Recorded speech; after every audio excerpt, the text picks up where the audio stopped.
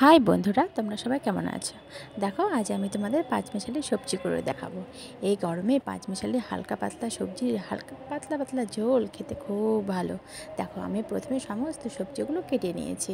অনেক রকমের সবজি দিয়েছিলাম, তোমাদের যা যা দিতে পছন্দ সেগুলোই দিতে পারবে। দেখো, তারপরে কড়াইয়ে তেল গরম করে তার মধ্যে 5 ফোড়ন দিয়ে দিলাম। তার মধ্যে কাঁচা লঙ্কা দিলাম কয়টা, দিয়ে সবজিগুলো দিয়ে দিলাম। দিয়ে সবজিগুলোকে জাস্ট অল্প করে ভেজে নেব। ভেজে নেওয়ার পরে দেখো, তার মধ্যে আমি হলুদ, লবণ সব দিয়ে দেব। সবজিটাকে আমি কিন্তু হালকা করে একটু ভেজে নেব, না নিলে কিন্তু সবজি কাঁচা কাঁচা গন্ধ একটা সবজির মধ্যে পাওয়া যায়, কারণ এটা নিরামিষ সবজি তো। তারপরে হলুদ লবণ দিয়ে দিলাম। দেওয়ার পরে তার মধ্যে আমি আদা জিরে একসঙ্গে বেটে রেখেছিলাম, সেটা দিয়ে দেবো। দিয়ে তার মধ্যে অল্প জল দিয়ে সেটাকে ঢাকা দিয়ে দেবো।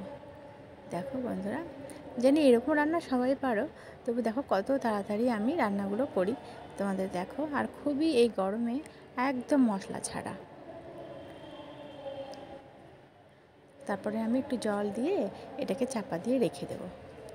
প্রায় 10 মিনিটের মধ্যে তো রাখতেই হবে, অল্প আছে চাপা দিয়ে রেখে দেবো। দেখো, চাপা তুলে দেখবো সেটা সেদ্ধ হয়েছে কিনা। দেখো, চাপা তুলে দেখলাম সেদ্ধ হয়ে গেছে। তারপর সেটাকে ভালো মতো কষিয়ে নেড়ে টেড়ে নামিয়ে নেব। যদি মনে করো একটু ভাজা জিরের গুঁড়ো দিতে পারো।